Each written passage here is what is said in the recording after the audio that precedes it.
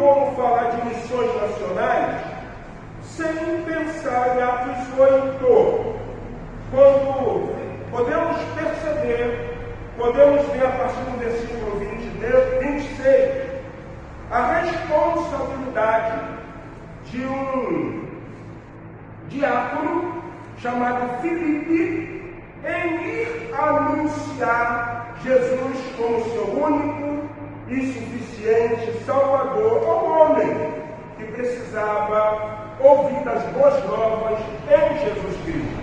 Atos dos Apóstolos, capítulo 8, a partir do versículo 26.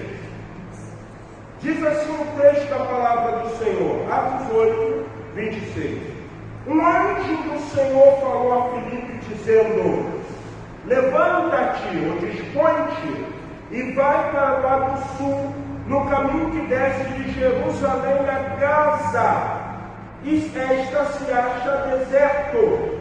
E ele se levantou e foi.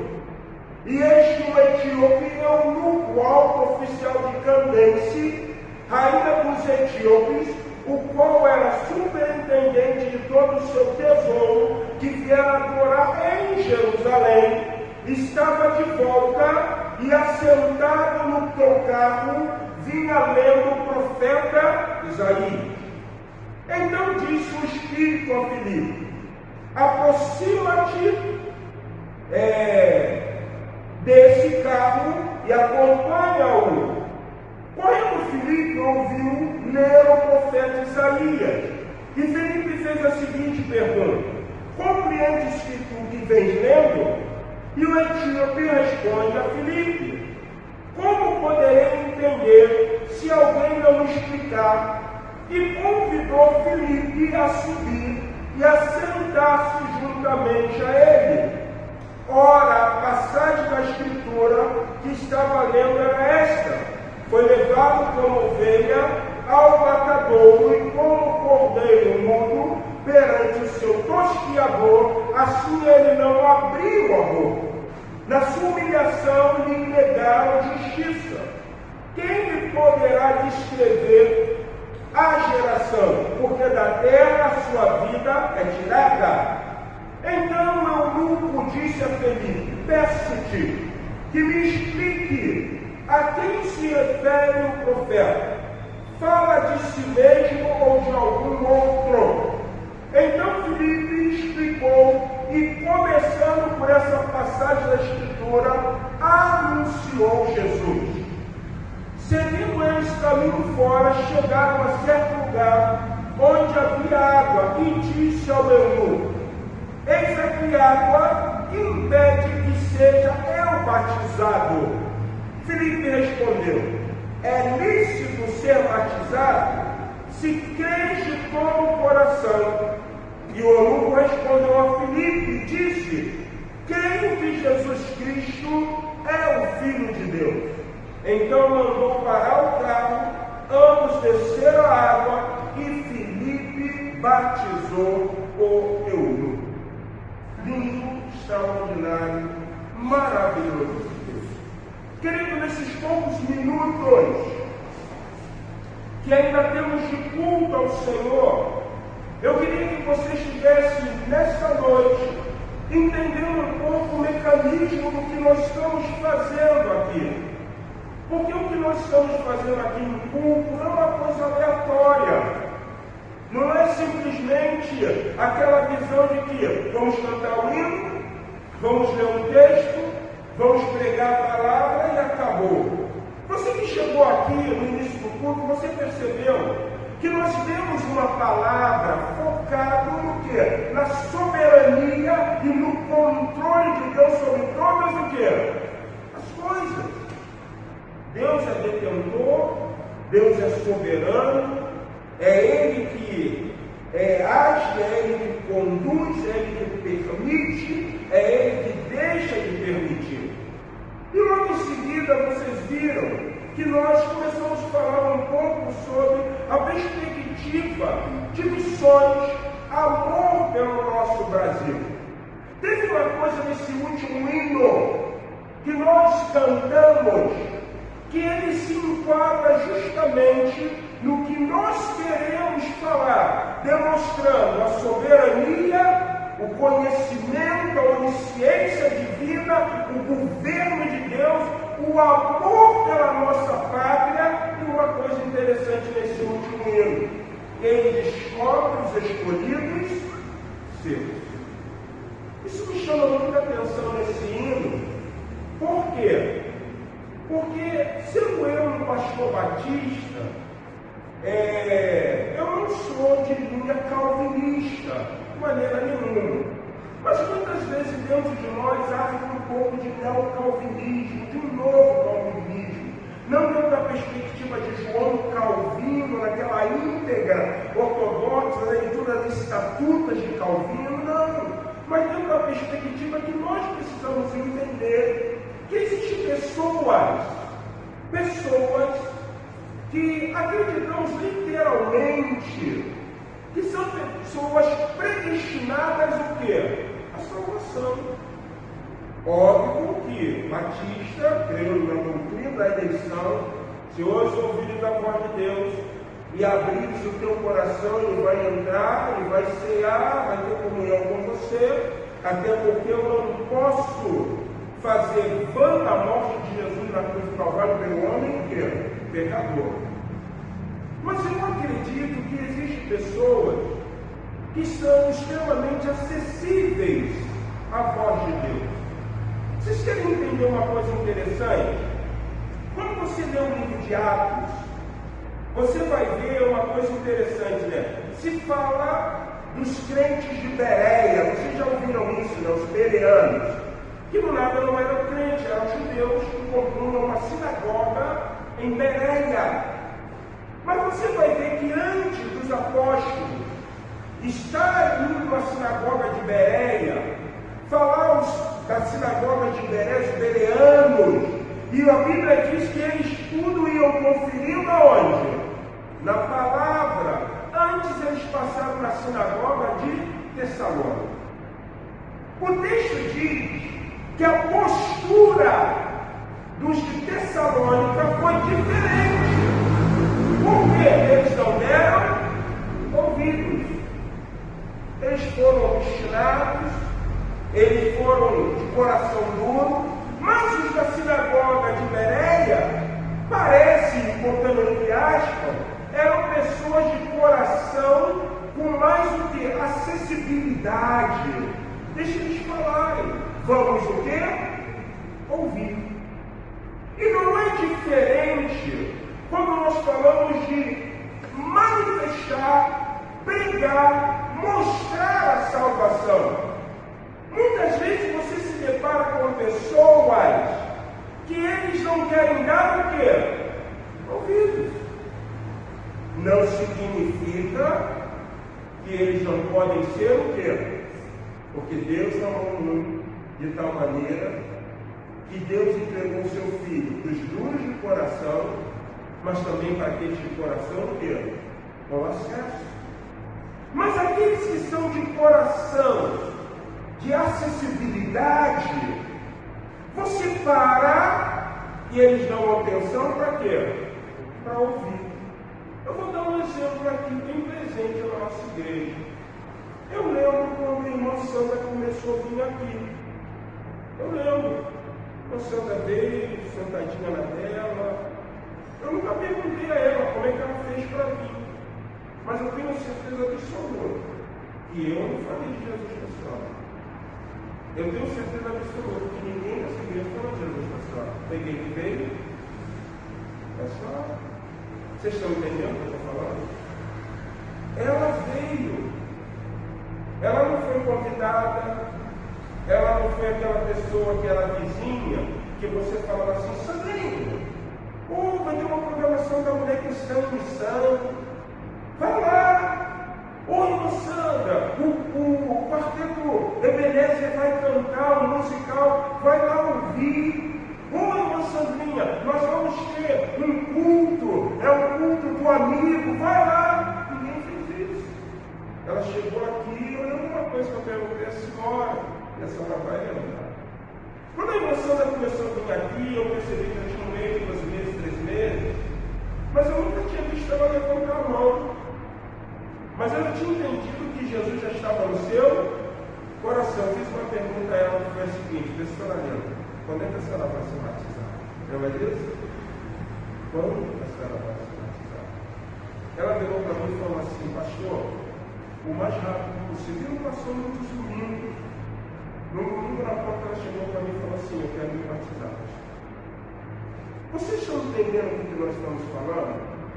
Existem pessoas que Deus sabe que são pessoas com coração sensível a ouvir o quê? Aí o que acontece nisso, irmão? São essas pessoas que de repente nós precisamos ir o quê? Vocês entenderam? O caso que nós temos aqui é de um eunuco.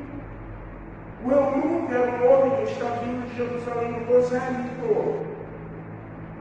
Ele não era um judeu, mas ele ia a Jerusalém adorar. Vamos dizer um linguajar muito simples, ele simpatizava-se com um culto que acontecia onde? Em Jerusalém. Quando ele está voltando, o que Deus faz, gente?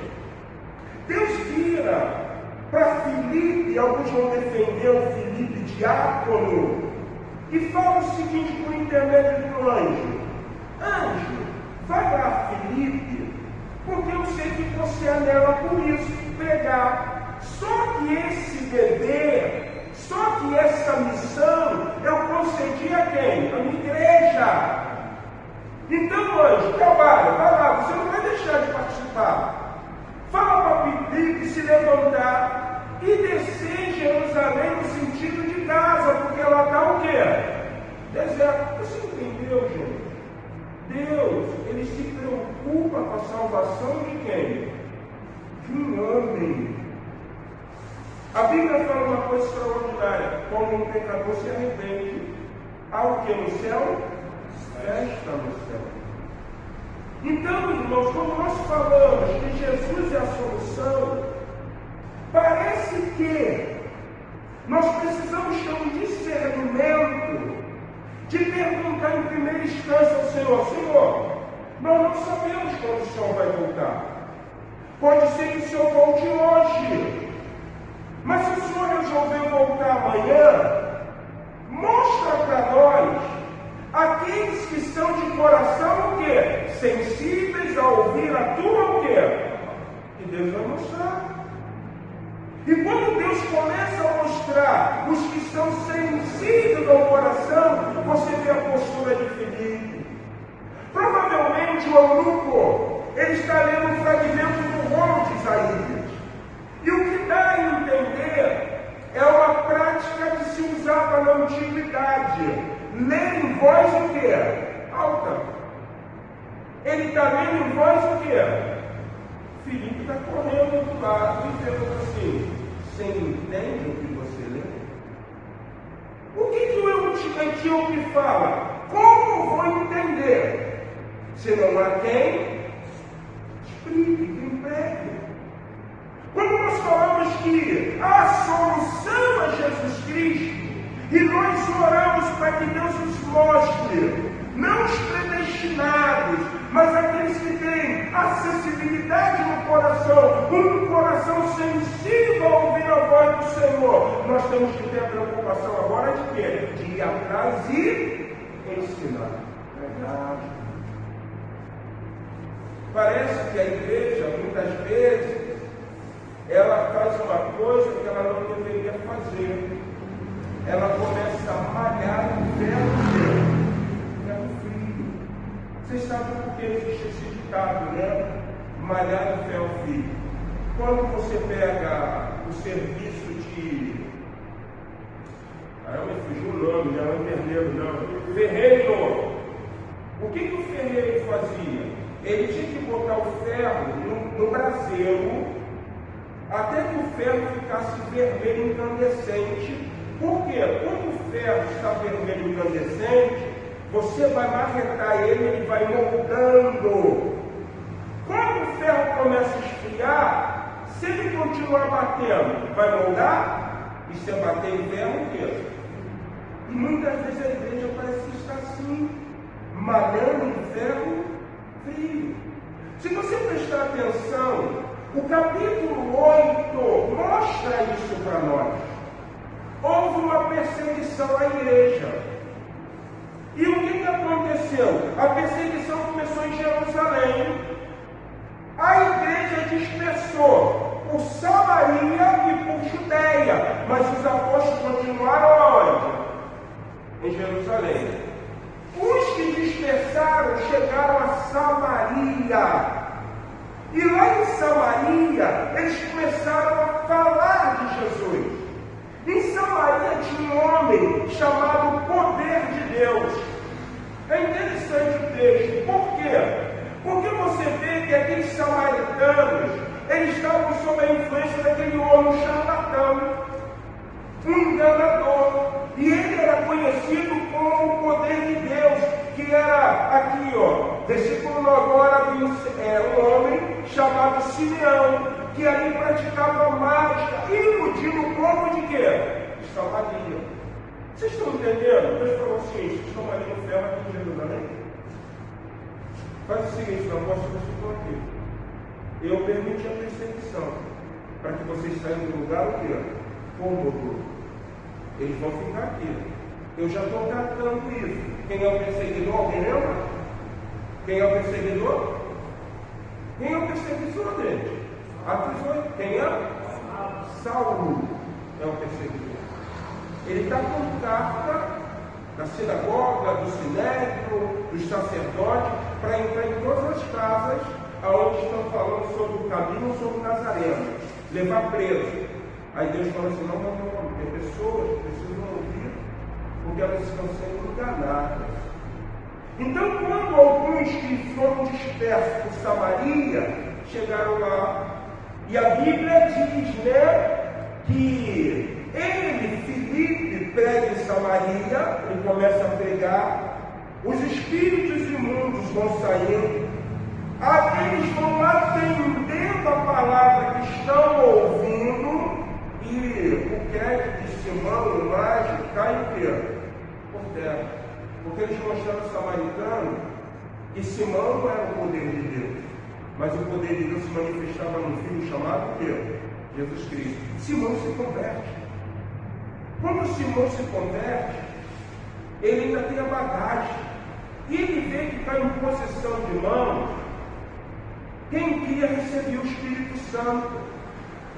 E ele diz assim, deixa eu dar um dinheirinho, eu também quero esse poder. Pedro é informado que o Evangelho chegou a Samaria, ele sai de Jerusalém, vem para Samaria. E Pedro diz assim, olha só, meu coração é um coração de ferro, amargoso. Tu não tem parte nesse ministério. Se Deus não mudar, ora ao Senhor para que Ele não me mate, ore ao Senhor para que Ele não coloque isso sobre mim. Então, irmãos, tem hora. Se nós queremos falar que Jesus é a solução, Deus está dizendo assim, vai procurar os corações acessíveis. Pessoas que estão muitas vezes na sua casa, querendo aprender quem é Deus, o que Deus faz, mas elas não estão conseguindo aprender porque não há quem pregue. Elas ainda estão no engano, como os samaritanos estavam iludidos por Simão, aonde Simão se apresentava como Deus poderoso. O grande poder de Deus, quando o grande poder de Deus é a manifestação salvífica no meu Filho Jesus Cristo. A Bíblia diz que Filipe agora está emparelhado ao carro. Ele vê que aquele eunuco, um estrangeiro, ele tem um coração propício a ouvir as boas novas. Não estou dizendo nesse sermão, irmão, que nós não vamos perder tempo com aquele homem, com aquela mulher, com aquele jovem de coração obstinado. O que eu estou dizendo para você nesse sermão se define em duas coisas simples. A primeira, um coração duro, ele só pode ser quebrantado debaixo de muito coração. Então, falar de Jesus com um coração duro, primeiro você tem que regar com muita o quê? Mas o coração acessível, é só pregar. Vocês perceberam a diferença?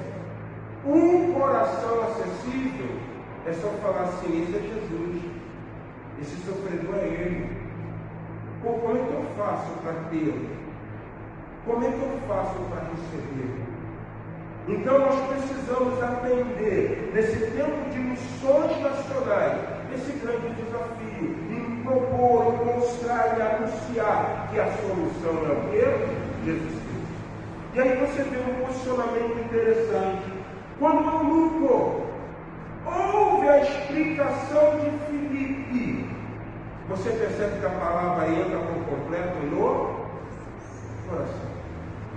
E ele vê água. Ele vê água. E ele pergunta o seguinte a Filipe: eis água. O que impede de eu ser batizado? Você vai ter uma percepção muito lógica. Aquele prosélito, indo a Jerusalém, ele estava familiarizado com ritos de purificações, mas ele também estava familiarizado, provavelmente, com o que o próprio João realizou, que era o batismo de judeus. E ele pergunta: poxa, ok, então o que eu devo fazer para ser batizado? Tem água ali. Filipe diz assim: para você ser batizado, para você se tornar uma nova criatura, para você ser imergido, bautizo, ato de mergulhar na água, você tem que o quê? Crer. E aí você vai ver que pela sua pública profissão: eu creio que Jesus é Filho. Eis água aí, Filipe batiza. Irmãos, sabe o que eu quero dizer para vocês?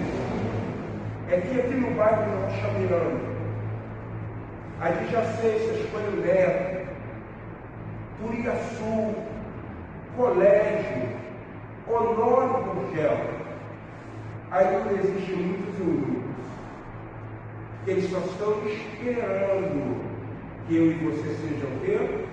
Proclamadores. E quanto aos de coração duro, pastor Marcos, nós vamos começar a regar debaixo de muita, mas de preferência, buscais as ovelhas perdidas na casa social. Foi o que Deus falou com o Filho. E Ele fala para a sua igreja, de preferência, buscai os que estão de coração sensíveis à minha voz. Pessoas que provavelmente, se a gente fizer um censo religioso, num sábado, e saímos batendo na porta, sabe o que elas vão fazer para nós? Abrir. E sabe o que elas vão fazer?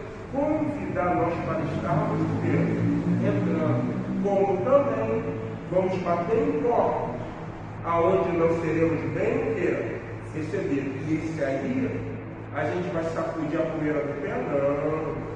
A gente vai pegar ele com muita o quê? Coração. Irmãos, vamos evangelizar. Vamos pregar as boas novas. O êxito, o crescimento do Evangelho de Jesus está no nosso trabalho também. Na liberdade, eu sou nossa querida irmã Sandra, mostrando a vocês uma coisa interessante, que dia após dia Deus pode acrescentar os que vão sendo salvos. Mas Ele também falou para nós: irmos pelo mundo e o quê? Pregarmos o Evangelho. Irmãos, nós precisamos sair das quatro paredes. Nós precisamos entender a nossa obrigatoriedade. E qual é a nossa obrigatoriedade? Pregar o Evangelho. Vocês lembram de Eli, não lembram? A Bíblia mostra para nós que se nós permanecermos assentados nesses bancos, nós ficaremos obesos espiritualmente. E a obesidade espiritual não gera crescimento. A obesidade espiritual não gera poder. A obesidade espiritual não gera mais comunhão com Deus. A obesidade espiritual gera comodismo. A Bíblia diz que ele estava no lugar consumado, porque ele já estava cego e morto. Deus, nessa noite, Ele está dizendo para cada um de nós, membros da Igreja Batista Memorial de Rocha Miranda: e aí?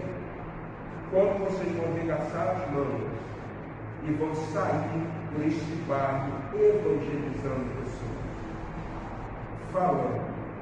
Eu garanto uma coisa, irmão, que se nós cumprirmos o ID, o resto o Senhor o que? Ele faz.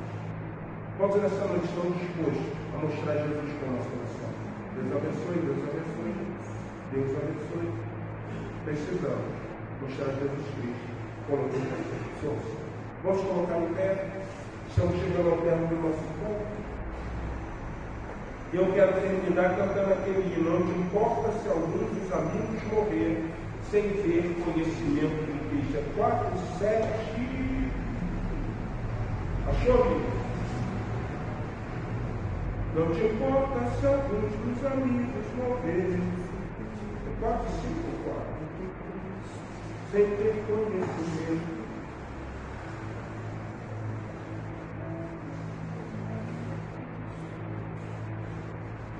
Achou não?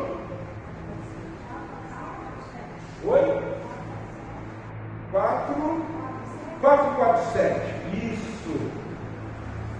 Eu falei 4:7:4. É 4:7. Deixa eu estou aí, Ariana. Nunca ouvir de Cristo. Vamos terminar nosso culto. Cantando assim: se você quer ofertar às quartas-feiras, né? Até a diaconisa Raquel conversou conosco, porque alguns irmãos procuram, uma vez que o nosso gasofilasse, você pode sair do seu lugar e colocar a sua oferta no altar do Senhor. Você que também está nos acompanhando, sentiu um desejo de abençoar financeiramente a Igreja Batista Memorial do Machão Miranda, entre em contato pela página da igreja, nós estaremos passando a conta. Faça-nos uma visita, venha nos visitar e também ter a oportunidade de contribuir. 4:7 do nosso cantor.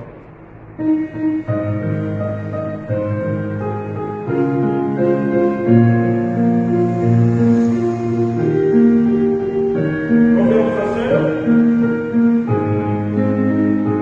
Não te importa se algum dos amigos morrer sem ter conhecimento de Cristo.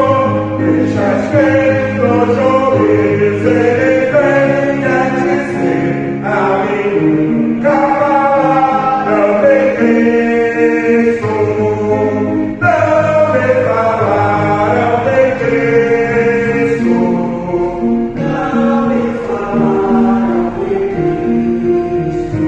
Tantos vezes salvou, mas ninguém se importou de falar-me da graça de Cristo. Não te importa que as almas preciosas a Deus possam ser já levadas a Cristo. Hoje irão quando Cristo vier outra vez, a voz nunca falaram de Cristo. Não me falaram de Cristo. Não me falaram de Cristo. Tantos vezes salvou, mas ninguém se importou de falar-me da graça de Cristo. Não te importa se entrar sem joias no céu, por não teres trazido a Cristo. Oh, não venhas você acusado de réu, por não teres falado de Cristo. Não me falaram de Cristo.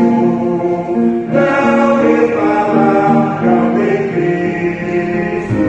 Tantos vezes salvou, mas ninguém se importou de falar-me da graça de Cristo. Não te encare jamais, pede a Deus graça em mão para dar testemunho de Cristo. Pra ninguém construir, se exclamar com razão. Cristo, não tem falar, não tem Cristo, não tem falar, não tem Cristo, tantos vezes salvou, mas ninguém se encontrou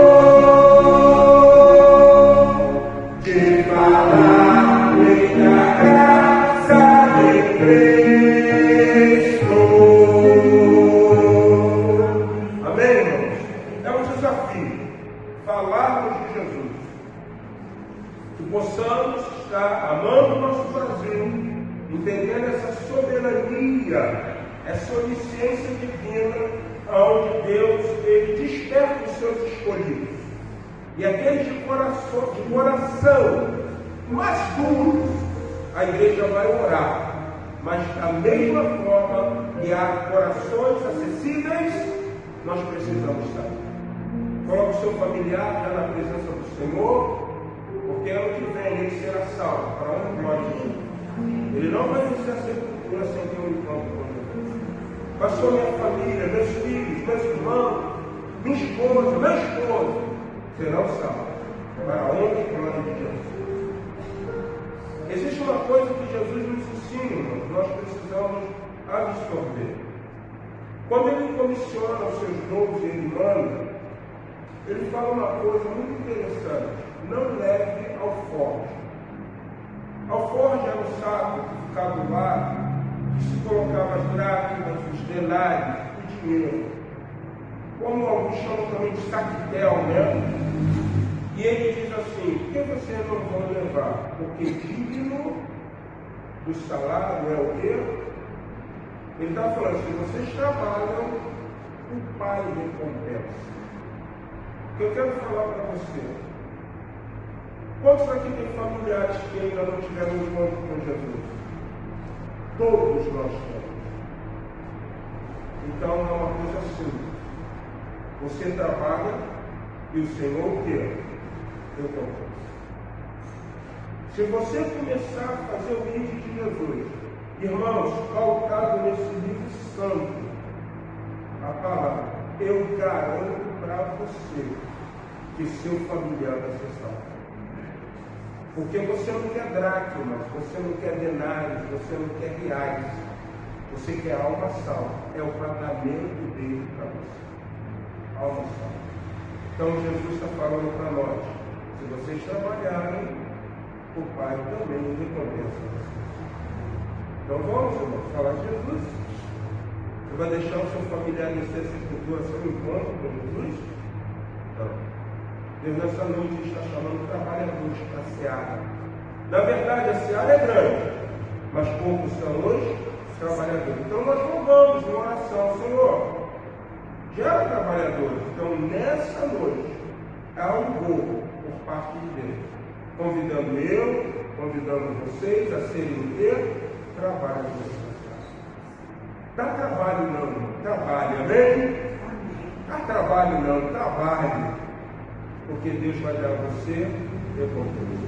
Vamos terminar esse culto. Vamos para nós, finalizando nosso culto.